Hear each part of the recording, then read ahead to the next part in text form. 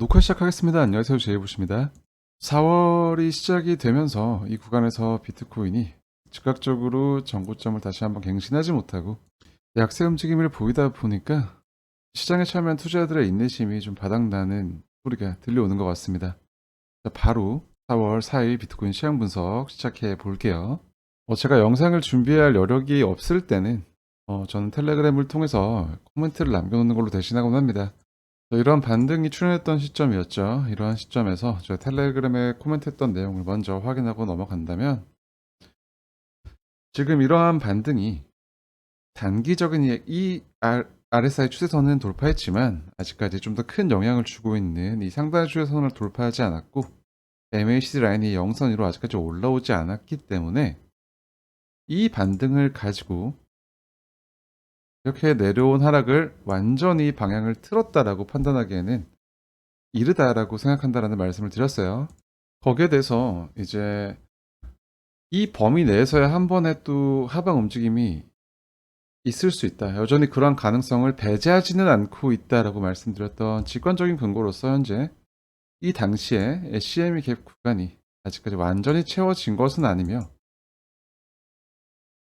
단기적으로는 이러한 움직임이 만들어지면서 좀 바이낸스 걸스 CBD가 좀 이런 상승을 선도했었는데, 그러한 움직임이 만들어지면서 다시 한번 이제 하단에 유동성 레벨이 또 한번 쌓이고 있다. 이건 이제 단기 차트 기준으로 말씀드렸던 겁니다.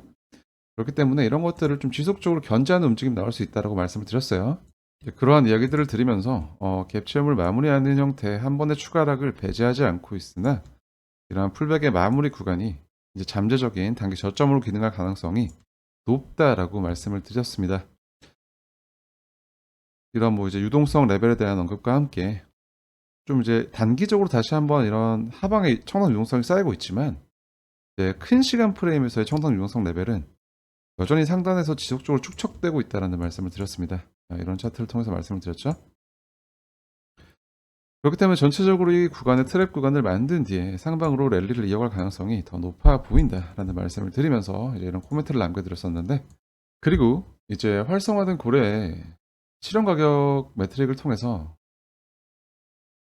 또 하나 이제 첨언을 한 게 있습니다.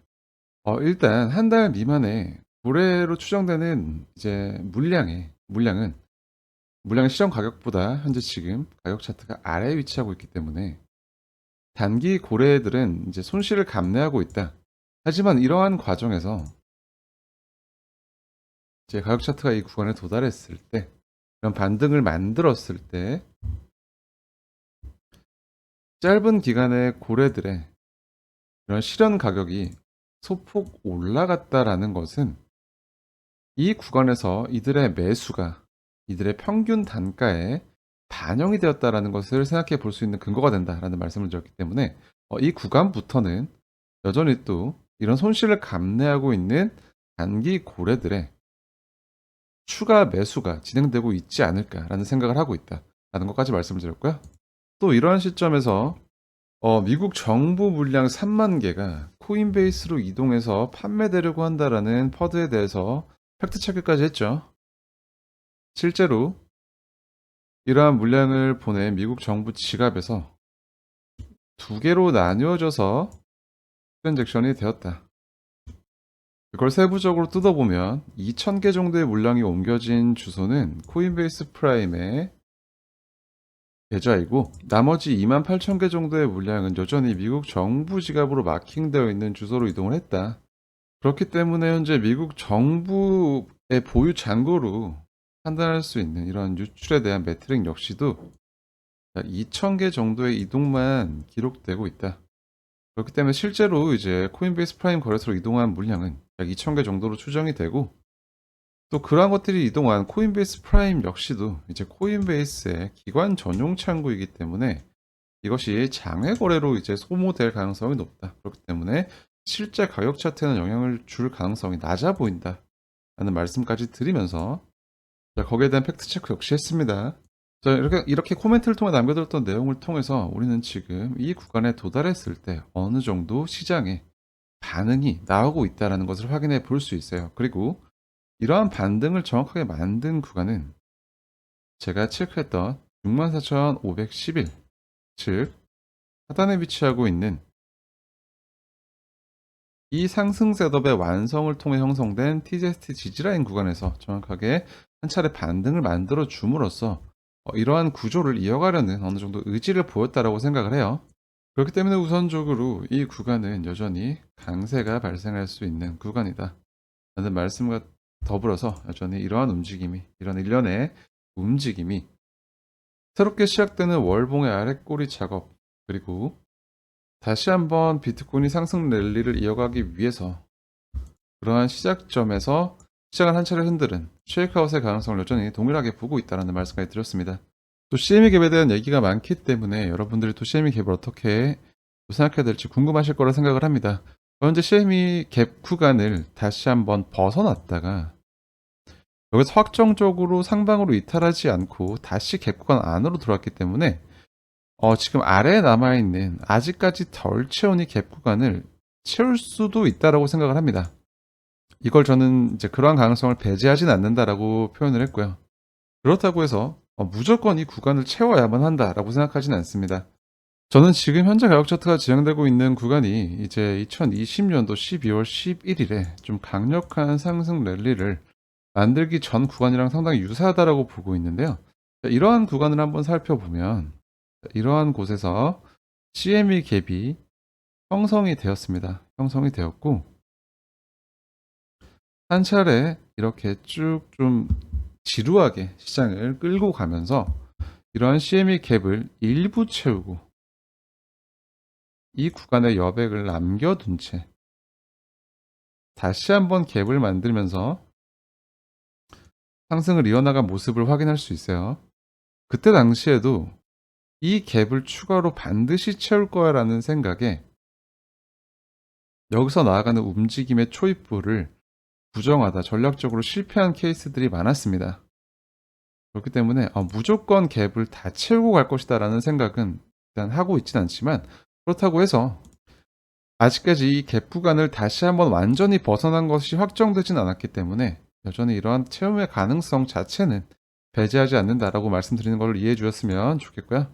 그러한 갭 채움을 만드는 목적성을 가진 추가 하락, 그리고 단기 보유자들의 청산 유동성을 확보하는 하락이 한 번 더 나오더라도 전체 시장의 구조를 훼손하지 않는 범위 내에서 여전히 우리가 체크했던 이러한 구간들은 이제 강세 전환으로의 주요한 포인트가 될 것이다 라는 생각을 여전히 동일하게 하고 있습니다.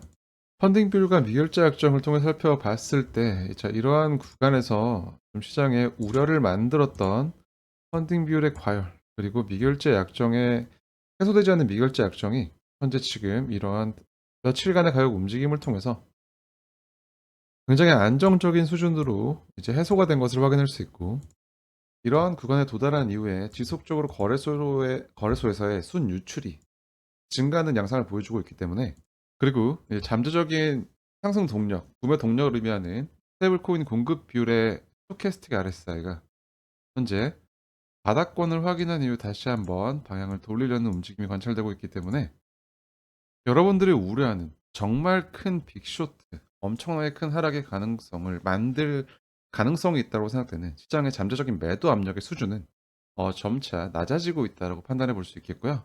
또 하나 이제 CME 비트코인 선물에 이제 펀드별 포지션들을 좀 체크해 봤을 때 SM 매니저군으로 분류되는 이제 뮤추얼 펀드를 포함한 좀 장기 투자 펀드들은 여전히 비트코인의 장기적인 상승에 베팅을 하고 있지만, 여기서 좀 상반되는 모습을 보여주는 것이 이제 헤지 펀드군으로 분류되는 이제 레버리지 펀드들은 여기에서 좀 숏에 무게를 두고 있다는 것을 볼 수 있죠. 여기에 대해서 제 생각을 말씀드리자면, 자, 이러한 움직임이 좀 극명하게 갈라지기 시작한 시점이 언제냐라고 하면 이 CME 선물이 실제 비트코인의 현물 평가액보다 약 20% 정도의 프리미엄을 만들었습니다.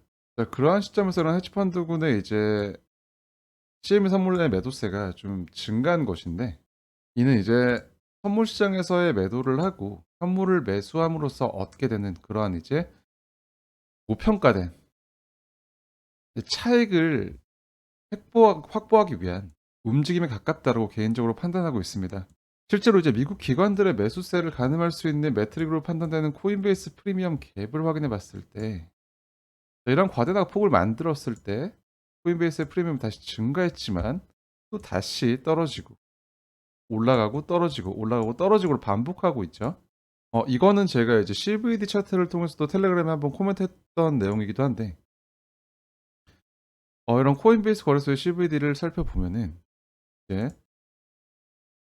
과대 낙폭을 만들고 다시 코인베이스의 매수세가 증가했다가 다시 급격하게 방향을 전환하면서 다시 선물 시장의 하락에 동조를 하고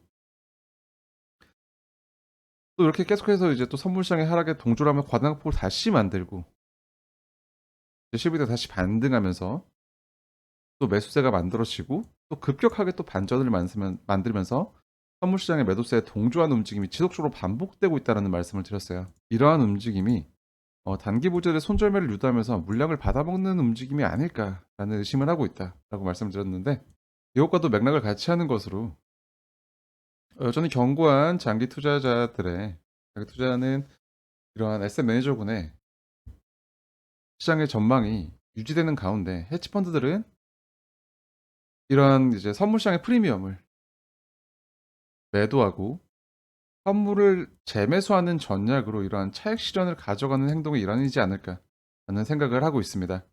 이런 근거들을 종합해 보았을 때 현재 지금 진행되고 있는 이러한 구간의 움직임이 어느 정도 목적성을 가진 것이 아닐까라고 판단하고 있고 결과적으로는 이러한 일련의 움직임이 나온다고 하더라도 전체 시장의 구조 자체가 훼손되지 않을 것이다라고 생각을 하기 때문에 여전히 이러한 구간들이 잠재적인 저점으로 기능할 수 있다라고 생각을 함과 동시에 현재 진행되고 있는 이제 하락 셋업의 일본봉 이후 연속되고 있는 이 하락 셋업 구간이 이제 마지막 이 단기 하락 추세의 덩어리가 될 가능성이 높다라고 판단하고 있습니다. 며칠간의 일련의 가격 움직임을 통해서 이제 하단에 위치하고 있는 롱포지션의 청산 유동성 레벨을 성공적으로 수입하였고 이제 장기적인 차트를 보았을 때 여전히 이제 좀 주요한 청산 유동성 레벨은 현재 72,000 구간부터 좀 형성되어 있습니다. 파생 상품 시장의 가격 핸들링을 통해서 이러한 움직임을 만들었고 그러한 목적이 어느 정도 달성되었다면 이제 재차 상단의 청산 유동성 레벨을 향해 갈 수 있다는 것과 더불어서 이러한 움직임을 통해서 이제 기존의 상승 관점을 고수하던 사람들 역시도 이제 하락 관점으로 입장을 전환하고 있죠. 그런 것들을 유도하고 있지만 결국 이러한 움직임을 만든 구간이 그러한 추가 하락을 확정짓는 구간이 아니라 그러한 심리들을 역용하기 위한 빌드업을 할 수 있는 구간이다라는 생각에는 변함이 없습니다. 아까 CME 갭을 설명하면서 또 이제 말씀드렸던 이러한 구간과의 유사성이 결국은 현재 지금 가격 차트가 직면한 이 시점이 직전 고점 레벨을 갱신하면서 당연히 발생할 수 있는 가격적인 통합의 과정이다라고 접근하는 것이 장기적인 관점에서 가장 합리적일 것이다라고 생각하는 데 변함이 없고 마찬가지로 이러한 구간이 제가 황금 비율 승수 차트를 통해서 여러분들께도 하나 예시를 들었던 것처럼 이제 다음 섹터 이제 3배수 구간으로 넘어가기 위한 가장 중요한 관문인 이런 2배수 구간에서의 가격 통합 과정이다라는 것 역시 어떠한 관점, 장기적인 관점은 전혀 변함이 없습니다. 이런 일련의 과정이 마무리된 이후에 비트코인은 더 높은 곳을 향해 갈 것이다라고 생각을 하고 이러한 가격 통합 과정에 단기적인 움직임에 너무 집중한 나머지 정작 중요하게 놓쳐서는 안 될 것들을 놓치는 우를 범해서는 안 되는 구간이다라고 생각을 합니다. 4월 4일 비트코인 시장 분석은 여기서 마무리하겠고요. 저는 다음 영상을 통해서 더 유익하고 흥미로운 인사이트를 가지고 여러분들을 찾아뵙겠습니다. 오늘 영상도 시청해 주셔서 대단히 감사합니다. 행복한 하루 보내시고요. 지금까지 제이부셨습니다.